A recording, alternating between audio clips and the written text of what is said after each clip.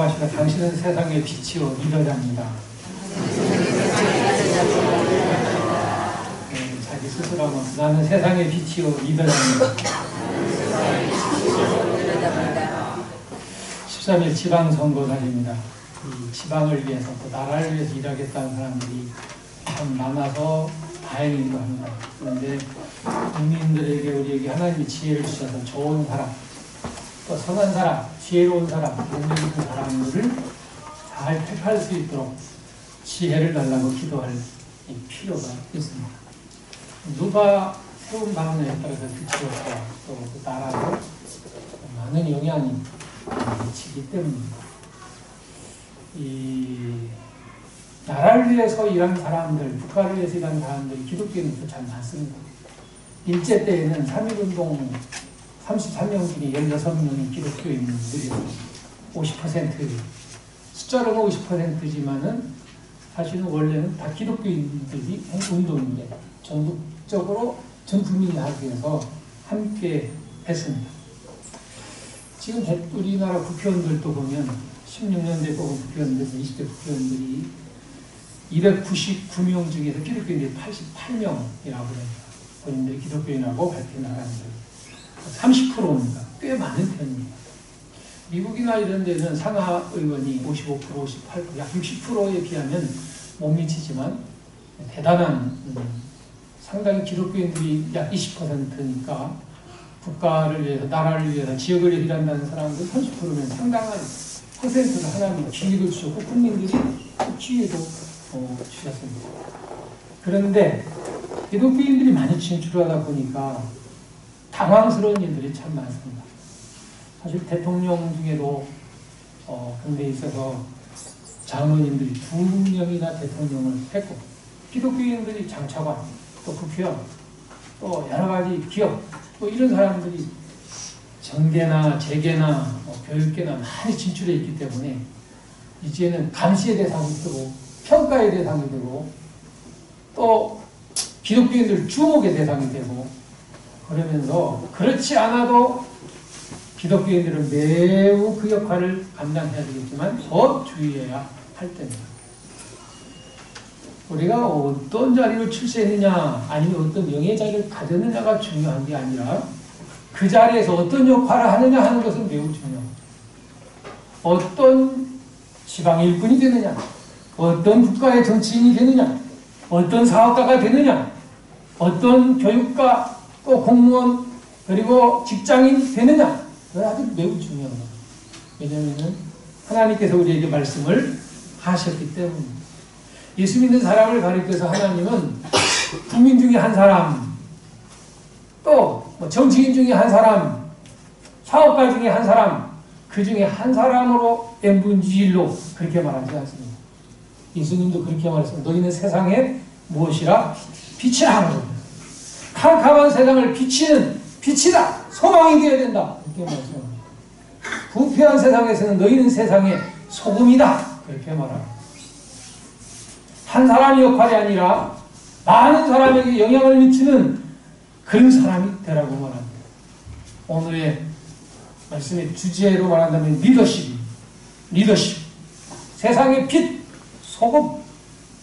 세상을 이끌어가는 사람, 영향을 주는 사람, 뭔가 이 세상에 영향력을 나타내는 사람, 그런 사람이 되라는 겁니다. 그것도 어둠의 영향력이 아닙니다. 부패의 상징, 비웃음거리가 아닙니다. 당황스러운 저 사람도 기독교인이었어, 저 사람도 집사였어, 이런 대상이 되어서는 안 된다는 말입니다. 우리 주변에서 아마 직장생활이나 이렇게 하면서 많이 교회를 비판하거나 여러분이 기독교인들 보면서 빗대어서 비웃는 그런 때도 많이 경험을 합니다. 누가 뭐라 하는 그 자체가 그렇다고 해서 우리가 부패한 건 아니지만 실제로 빛의 역할보다는 소금의 역할보다는 부패의 사람의 역할을 해서 비난받는 일은 결코 없어야 할 겁니다. 왜냐하면 하나님은 우리에게 이 세상에서 N분지 그 중에 한 사람이 아닙니다. 세상의 빛이다. 소금이다. 여러분은 세상의 빛이요 소금이고 하나님이 지도자로 세운 리더십, 하나님의 사람인 줄로 믿습니다. 이 리더십이라고 하는 말을 지도자 상 이렇게 표현할 수 있는데, 이게 일반적인 언어로 영향력을 미치는, 영향을 나타내는, 이끌어가는 사람, 여러 가지 의미로 넓게 사용되기도 합니다. 하여튼 하나님은 우리에게 선한 영향력, 세상에 빛이 되라, 썩지 않는 소금이 되라, 이런 리더십을 말씀하고 있습니다. 오늘 그 중에서 오늘 다니엘 6장처럼 아마 여러분들이 다니엘이 그 뒤에 이제 11절부터 그 뒤에 보면 사자굴 속에 들어가는 일이 있었는데, 이 본문처럼 많이 알려진 본문이 그렇게 많지는 않습니다. 6장 여러분들이 익히 잘 아는 내용인데, 다니엘의 리더십, 오늘 그렇게 주제를 삼아봤습니다. 왜냐하면 다니엘은 신앙생활과 세상에서 그럼 정치가가 나중에 됐는데, 그것도 자기 나라가 아닙니다. 편안한 나라가 아닙니다. 어두움의 소굴, 악한 마귀의 본부와 같은 바벨론, 믿는 사람이 거의 전무한 그런 나라에서 하나님이 그에게 사명으로, 하나님의 어떤 특별한 계획으로 포로로 끌려간 바벨론에서 정치를 하게 됩니다. 총리를 하게 됩니다. 그리고 정권이 바뀌었습니다. 정권만 바뀐 게 아니라 바벨론 나라에서 끌려가가지고 정기 입문했는데, 나중에는 그 나라가 무너지고 그 지역에 페르시아, 파사라는 나라가 세워지는데, 이 정권이 바뀌어지고 나서도 바벨론에서 또 총리를 했는데, 나라가 바뀌어지고 나서 또 인정을 받아가지고 또 거기서 또 총리를 하게 됩니다. 이런 사람이 거의 없어요. 그래서 기독교인들이 교회에서 신앙생활하는 건 좋지만 직장이나 사회 가보세요, 얼마나 힘든지. 이런 말이 무색할 만큼 악마의 소굴, 우상의 소굴, 타락의 소굴, 피도 눈물도 없는 그런 본부. 거기서 여러분 신앙인으로서 살아가기가 얼마나 힘들까요? 그런데도 거기서 하나님의 사람의 리더십, 포로로 끌려갈 때는 망한 유대나라, 망한 하나님의 백성들, 그리고 성전도 완전히 돌도 남지 않고, 망한 이유는, 무너진 이유는 부패한 하나님의 사람들 때문에 하나님께서 정신 나게 하기 위해서 무너지게 만들어서 남의 나라로 끌려갔지만, 끌려가서 한 70여 년 후에는 정기 입문하고, 그리고서 다시 돌아올 때에는, 그 마지막 거의 그의 정치 활동 마지막에는 영향력을 미쳐서 나라가 바뀐 하사국의 고레스 왕이, 거기에 특별한 하나님의 개입이 있었지만 다니엘의 영향이 매우 컸던 것으로 이렇게 우리가 알려주고, 본문에서도 뒤에 고레스 왕 얘기가 나옵니다. 그가 이스라엘 백성들은 돌아가라, 성전을 가서 재건할 사람 재건하라 하고, 하나님을 전혀 믿는 사람이 없는 나라가 왕이 그렇게 달라질 만큼 엄청난 영향을 미친 사람이 있다면 다니엘이에요. 여러분, 그래도 우리는 예배하는 사람이 여기 많이 앉아 있는데, 그러면 이제 또 다른 교회 사람들, 그 직장이 100명이면 몇십 명, 그래도 예수 믿는 사람이 있지 않습니까? 여기서 빛이 되고 소금이 되는 리더자의 역할을, 오늘 다니엘의 리더십을 통해서 여러분이 그 능력, 그 영향력을 하나님께 은혜를 받고, 가정에서나 직장, 사업, 그리고 그곳에서 하나님의 사람의 빛이 되는 그런 축복이 있기를 주의 이름으로 축원합니다. 유다 나라가 범죄하고 우상 숭배하고 타락할 때 하나님은 바벨론에 짓밟힌, 바벨론의 침략을 허락하고 이스라엘은 포로, 70년 동안 포로 생활할 것이다.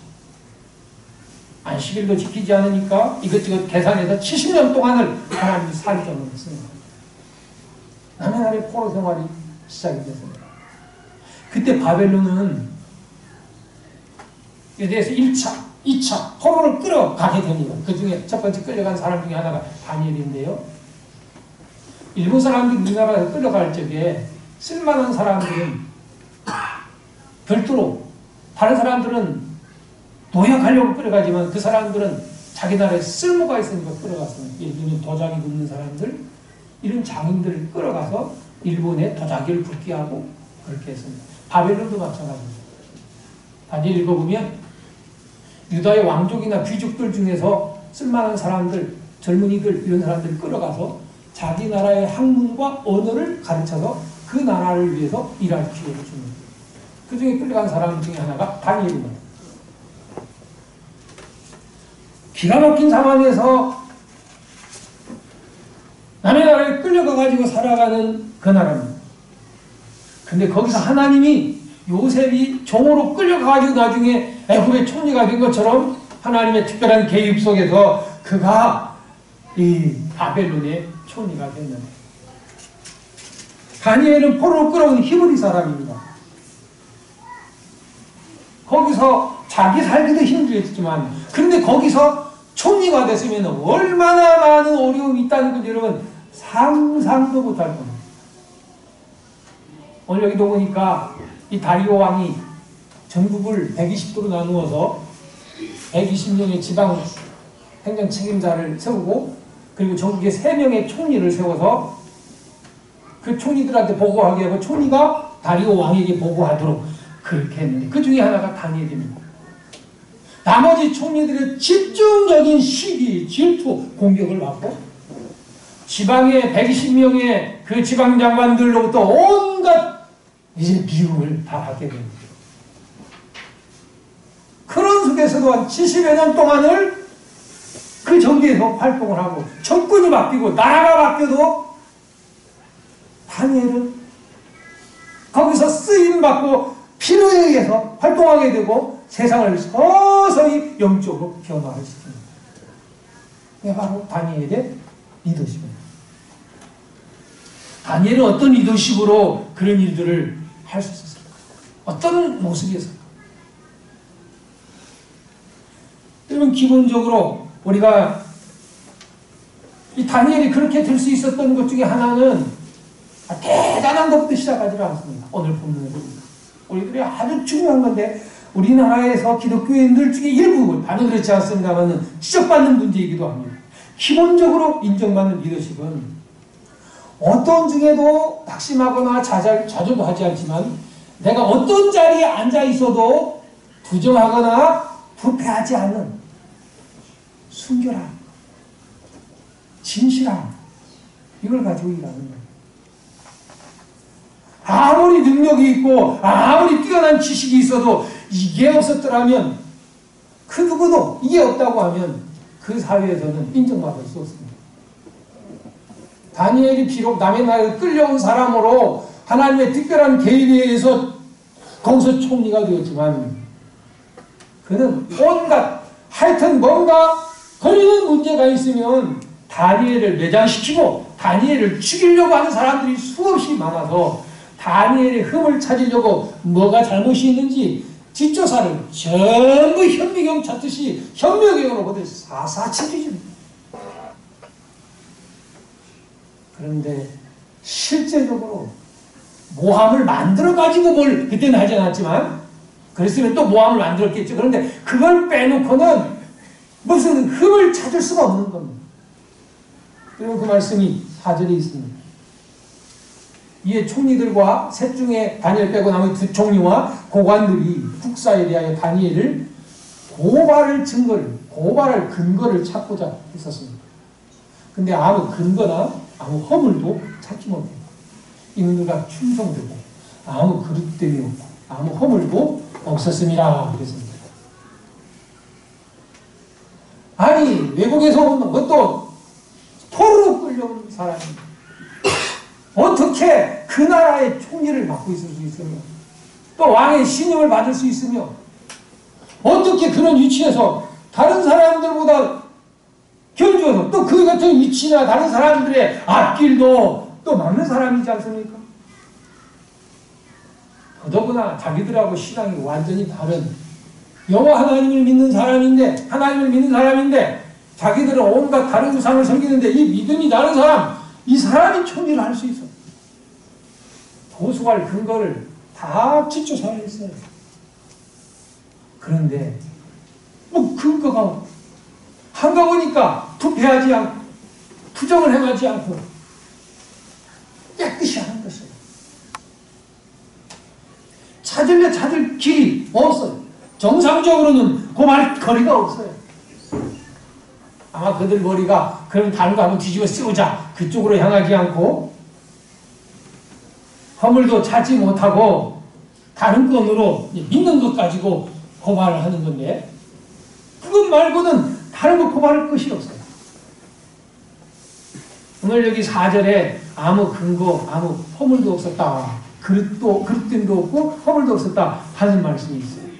그릇됨이 없었다고 하는 원의 뜻은 샬로라고 하는 건데 태만, 소리 하나 짜놨다 하는 뜻이고 허물이라는 뜻은 샵, 타락, 부패하지 않았다 그런 뜻이 그거 부패하지 않았다. 그럼 고관에 앉게 되면 많은 사람들이 부정부패를 합니다.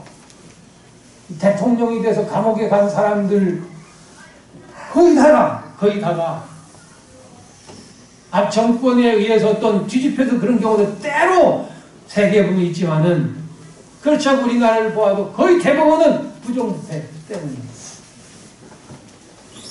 이 다니엘도 우리가 요셉 같은 경우도 외국의 전 재산을 맡았는데 부정부패를 행할 일이 드러나지 않습니까? 여기 다니엘도 부정부패가 없었습니다. 믿는 사람들의 기본이 있다고 하면 내가 어떤 자리에 있어든지 부패하지 않는 것은 매우 중요합니다. 그것이 공무원이든 내가 사업가든 아니면 내가 정치인이든 어떤 자리에 있든지 간에 부패하지 않는 것, 부정하지 않는 것, 몰래 취하지 않는 것, 이건 기본입니다. 기독교인만 아니라 한 국민으로서, 한 사람으로서 그 진실성, 그건 아주 매우 중요한 겁니다. 그래야 그 누구도 다른 사람의 길도 또 일할 수 있는 것도 더불어 할 수가 있게 되고 피해를 주지 않고 가장 중요한 기독교인들이 빛이 되기 전에 썩지 않는 것, 부패하지 않는 것, 이 기본이라는 그런 겁니다. 그것도 이 다니엘은 소년 때에 끌려가서 정계 입문하고 약 70여 년 동안 또 출마해서 그것도 그런 것도 아닙니다. 인정받아서 왕이 또 세우고 이 사람이 필요하다 이렇게 세우는 건데 그 긴 세월 동안 부패하지 아니한 것은 바벨은 온갖 우상숭배하는 곳에 하나님의 이름을 높이고 하나님의 복음을 전하고 하나님은 이렇게 하나님의 백성이 이렇게 산다고 하는 것을 세상에 비치고 그리고 하나님의 백성들이 다른 사람들도 살아갈 수 있는 중요한 기틀을 마련하게 됩니다. 그리고 국가의 발전에도 크게 영향을 미치는 것입니다. 한 사람의 부패는 단순히 한 100억의 손해를 미쳤으면 그것뿐이 아니라 그게 온 나라에 부패 지수가 많을수록 세계는 점점점 그 나라는 망해가는 게 공통적인 통계입니다. 전 국민에게 피해를 주는 겁니다. 그 부분만 딱 부정한 것만 손해를 끼친 게 아닙니다. 하나님의 사람의 품격, 그것은 부패하지 않는 겁니다. 구약 성경에는 에스겔 14장 14절에서 구약의 세 사람 의인을 말하고 한다면 이 말씀을 가지고 그 말씀을 한 노아, 다니엘, 욥 이 세 사람이 거기 있을지라도 그들은 자기 공의로 자기 생명만 건지리라 주 여호와의 말이니라 하면서 그 시대를 에스겔 선지자를 통해서 책망하면서 구약의 세 사람의 의인에 대해서 얘기한다면 그 중에 하나가 다니엘입니다. 노아 창세기에는 의인이었다 당대에 그렇게 당당히 기록되어 있는데 노아, 다니엘, 욥은 큰 고통 중에도 하나님 앞에 원망하지 않고 자기 일을 지켰던 사람인데 이 세 사람 중에 하나가 다니엘이다 이렇게 말합니다. 이럴 만큼 그는 깨끗한 청렴한 그런 사람이었어요. 정당한 봉급, 정당한 소득, 정당하게 자기에게 주는 것 외에는 부패하지 않은 것. 여러분, 케인이라는 사람은 다니엘은 정치 그리고 신앙을 잘 조화시킨 사람이다, 그런 평가를 했습니다. 기독교인들이 세상에서 어떻게 살 거냐, 세상 속에서 기독교인들이 신앙인이 어떻게 살 거냐, 여기에 대한 답을 주는 사람이라고 그렇게 말합니다. 신앙과 삶이 달라요, 목사님. 그렇게 말하는 사람들이 있습니다. 다르지 않습니다. 이 다니엘은 사탄의 속을, 부패한 속을에서도 그렇게 자기 자신을 지켜가면서 70년 동안 건지하게 하나님의 이름을 더럽히지 아니하고 살아갈 수 있었던 것은 부정되지 않는 것입니다. 여러분, 하나님 앞에, 사람 앞에도 성결하고 진실한 그리스도인들이 되시기를 바랍니다. 또 어떤 리더십, 다니엘이 어떤 리더십을 보여줬습니까? 요즘에 선거 포스터에 그 중에 하나가 일자라는 사람, 다니엘은 일자라는 사람의 리더십이었어요. 부패만 하지 않았더라면 나라의 일을 할 수 있는 필요한 사람은 아니지 않습니까? 부패하지 않는 건 기본이고, 맡은 일을 잘하는 사람, 총리를 세웠는데 총리 일을 잘하는 사람. 오늘 3절에 보면요, 다니엘이 마음이 민첩해서 총리들과 고관들 위해 뛰어남으로 왕이 그를 세워 전국을 다스리게 하고자 했다고 했습니다. 그리고 4절 하반절에 보니까 고관들이 다 찾아서 찾았지만 찾지 못했는데 그는 충성돼서 아무 그릇됨도 없고 아무 허물도 없었다 그랬습니다.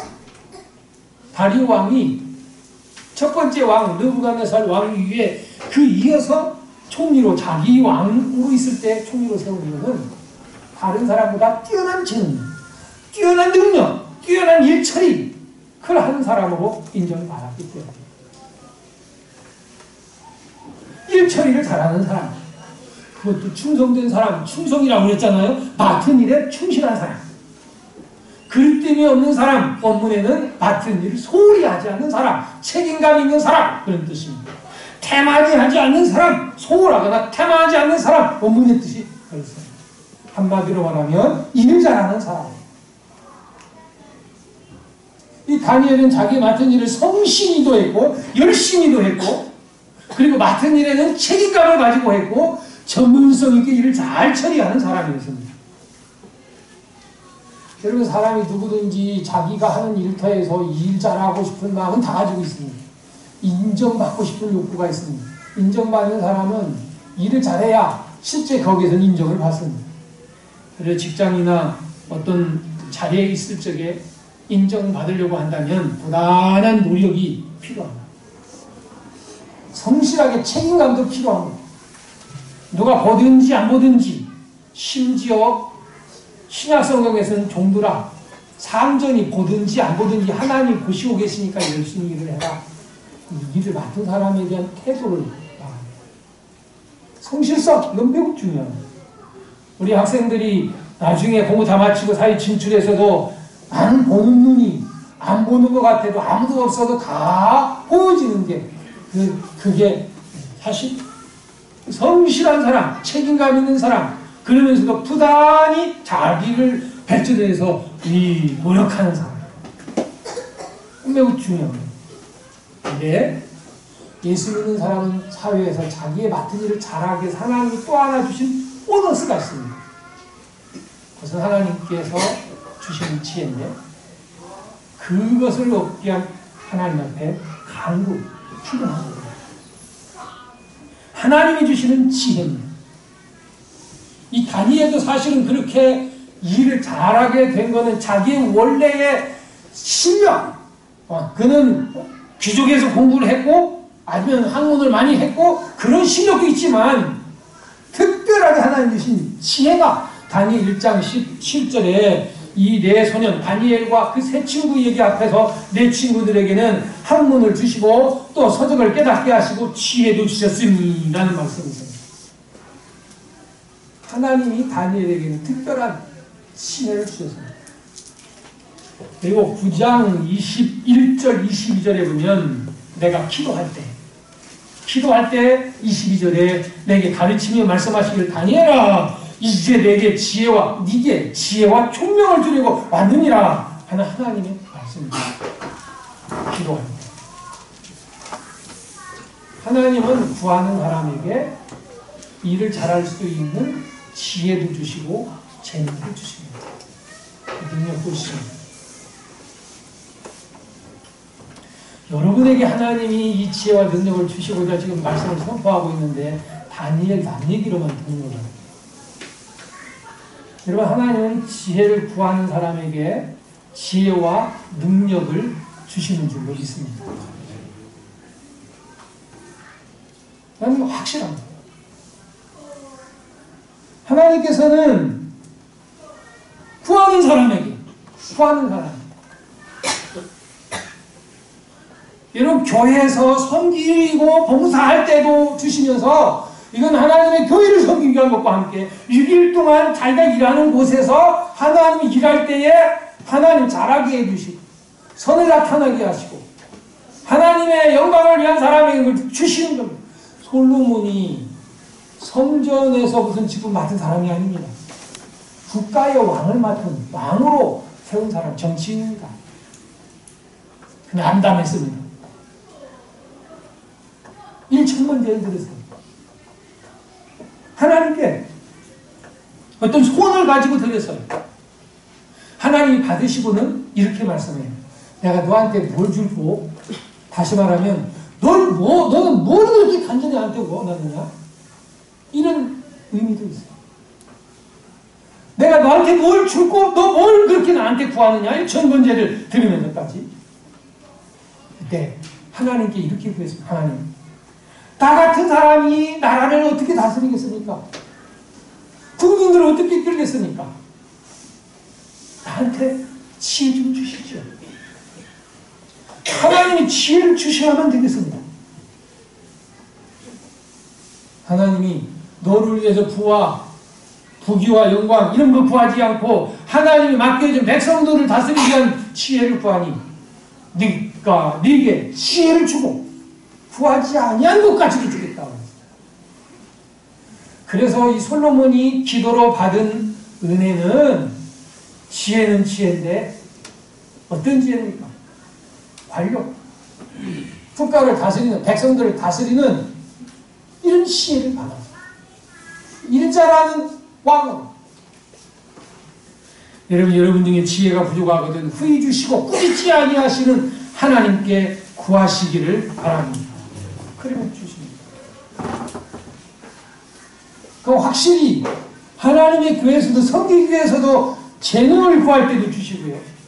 그리고 교사를 할 때 우리 교사들과 함께 일을 할 때 이 율동 이런 걸 너무너무 못해가지고 성탄절 때 다른 사람은 교사들 나와서 하는데 다른 사람은 이쪽으로 하는데 저는 밑으로 하고 그래가 사진에 찍혀서 망신을 당했던 적이 있습니다.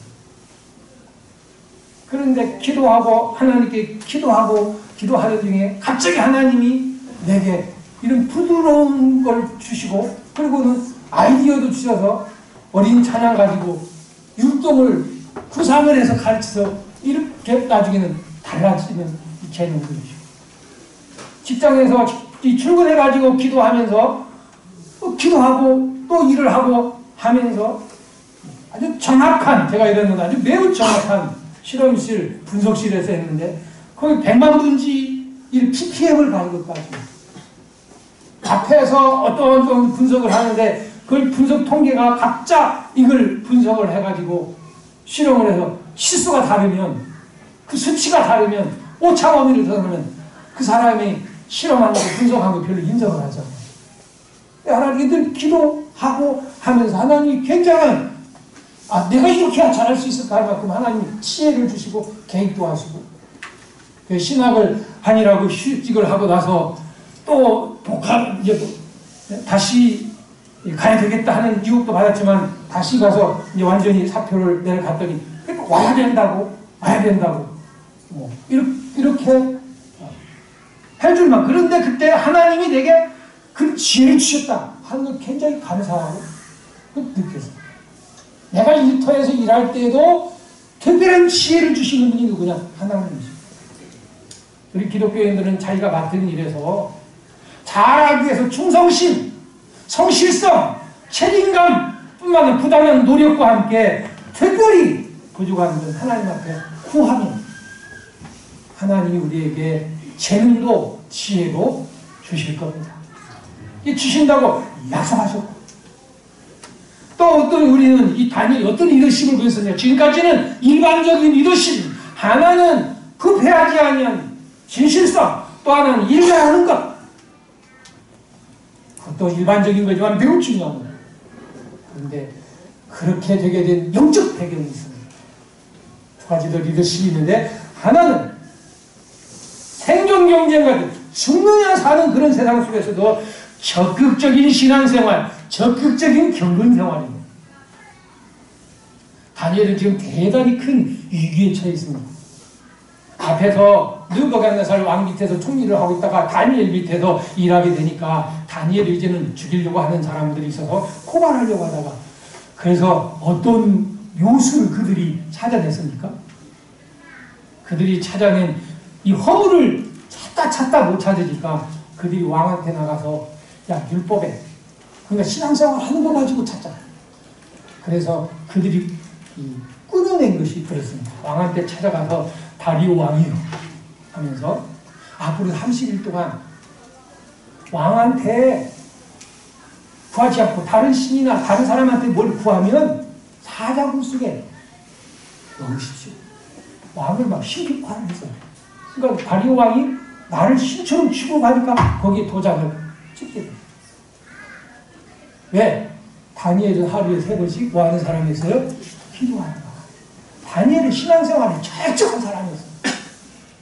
포로로 끌려갔을 때부터 하나님이 먹지 말라는 것은 그냥 이웃이 금하고 착심한 사람이었습니다.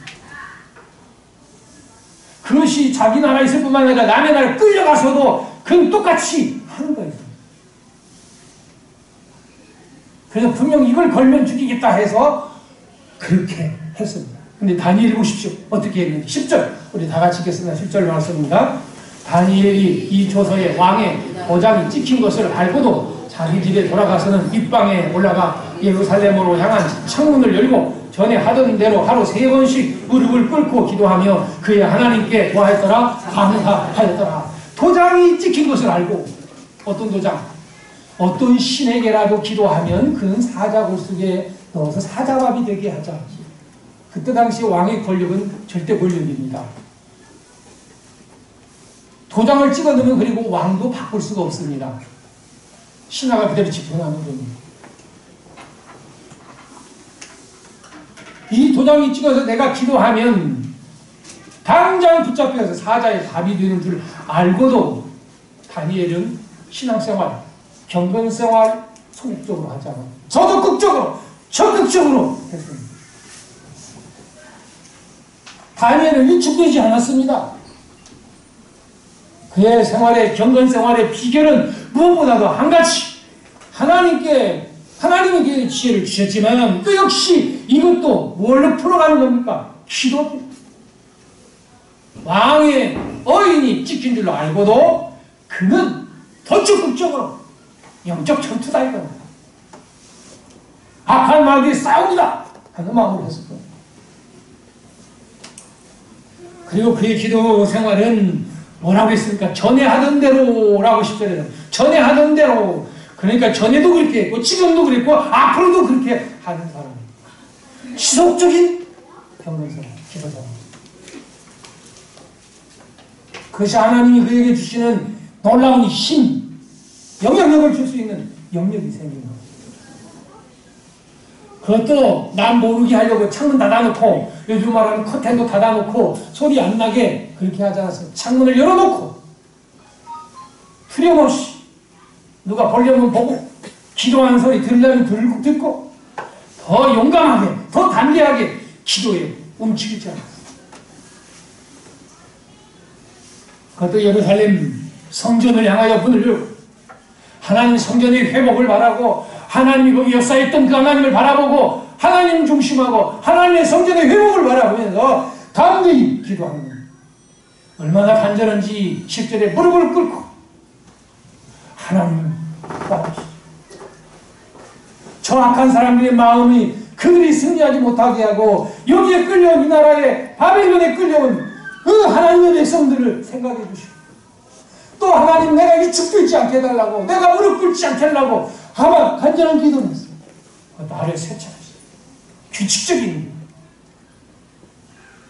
이런 작정을 하지 않으면 그는 시간도 없었을 것이고 얼마나 그 나라의 총리가 바쁘겠습니까? 정해놓고 하나님 앞에 기도했어요. 그리고 10절 마지막에 보면 이런 죽을 줄 아는 것도 알면서도 그의 하나님께 뭐 하였더라 그랬습니까? 감사했더라 그랬어요. 파란만장한 생애 끌려온 남의 나라의 포로 생활. 그런데 지금은 총리로 있다가 이제 두 번째 왕의 정권이 바뀌고 나서 거기서 아버지를 위해서 왕이 된 그 자리에서 이제 또 잘못하면 사자갑이 되게 되는데도 하나님 사자갑이 되면 되는 거죠. 감사하는 겁니다. 여러분, 리더십은 내게서만 나오는 게 아닙니다. 적극적인 경건생 사회에서 중요한 위치, 바쁜 사람, 어떤 위치 있는 것 그 이상으로 아니 그럴수록 더 적극적인 경건생. 우리는 이 교회에서 신앙 믿음이 좋았던 사람이 사회에 무슨 일을 하면서 싹 사람이 바뀌어진 경우를 여러 번 합니다. 대통령 중에도 대통령이 되기 전에는 그 담임장 목사님 통해서 들은 이야기들이 전해지기는 그전엔 그렇게 믿음 좋고 교회에서도 봉사도 하던 사람이 딱 되고 나서는 이제는 대통령은 딱 보호를 받고 공인이기 때문에 해야 될 건 많이 있습니다. 그런데 신앙이 싹 변질되는 사람들이 있습니다. 적극적인 이런 경건생활 다니엘의 영향력 리더십은 거기서 나왔어요. 마지막으로 그 배우의 가장 중요한 건 자기 힘이 아닙니다. 그는 뛰어난 영성, 그러니까 성령의 은혜 아래 살았던 사람입니다. 마지막 그의 리더십 어디서 나왔느냐 하는 것. 이 다니엘의 그 모습을 보면 그는 어떤 사람이었다고 이렇게 말했습니까? 3절 말씀에 이렇게 말합니다. 다니엘은 마음이 빈쳐봐요. 무엇이 빈쳐봐요? 마음이 빈쳐봐요 하는 말씀을 보면 우리가 이렇게 생각합니다. 그 사람은 참 지성이 뛰어나고 마음이 상당히 좀 뭔가 지혜롭고 빠릇빠릇하고 이런 사람으로 이해되기 쉽지만 근데 원문에서는 좀 더 이렇게 밝혀지고 있어요. 영입니다. 루하흐 영입니다. 영. 그는 영이 민첩했다. 성령의 사람, 영의 사람이라 그런 뜻입니다. 대인 관계에서 그는 리더십 민첩했다 그렇게 말하지 않습니다. 정치적인 사교술이 뛰어나다 그렇게 말하지 않았습니다. 언변이 뛰어난 사람 그렇게 말하지도 않았습니다. 루터도 독일어 성경에서 고귀한 영을 가진 사람 그렇게 번역을 했습니다. 심지어 다니엘 4장 8절에서는 느부갓네살 왕이 다니엘을 이렇게 표현을 했습니다. 다니엘 4장 8절 중반절에 보면 다니엘 그에게는 그의 안에는 거룩한 신들의 영이 있는 사람, 거룩한 신의 영이 있는 사람, 하나님의 영이 그를 다스리고 하나님의 영에 붙들려 사는 사람. 그렇게 전에 왕이 총리로 다니엘을 세웠던 그 왕이 다니엘을 그렇게 말했어요. 안 믿는 사람도 그렇게 말할 만큼 다니엘은 성령의 사람이었어요. 얼마나 영예스러운, 영광스러운 명칭입니다. 여러분, 우리 이름으로 뛰어난 리더십을 발휘하라고 하는 건 아닙니다. 당연히 부패하지 않고 일 잘하는 사람 부단한 노력 그리고 성실성, 책임감 거기 하나님 주신 지혜를 가지고 재능을 가지고 하되 끊임없는 적극적인 경건생활과 함께 바로 내 안에 성령께서는 무슨 일이라도 어떤 지혜도 어떤 권세도 우리에게 주십니다. 불 속도 두려워하지 않는 마음을 주었고 사실 불 속에 여기 사자굴 속에 들어가서도 하나님이 사자 입을 막으시는 분이 하나님이십니다. 그의 새 친구들이 불 속에 들어갔을 때에도 하나님이 타지 않게 하셨던 분이 하나님이십니다. 여러분, 여러분의 사람이 되지 말고 성령의 사람이 되시기를 바랍니다. 스가랴 4장 6절에 보면 여호와께서 스룹바벨에게 이런 말씀을 했습니다. 여러분 잘 아시죠? 힘으로도 되지 아니하고 능력으로 되지 아니하고 오직 나의 영으로는 되느니라. 힘으로도 되지 않고 능력으로도 되지 않지만 오직 나의 무엇으로 되느냐? 영으로 되느니라.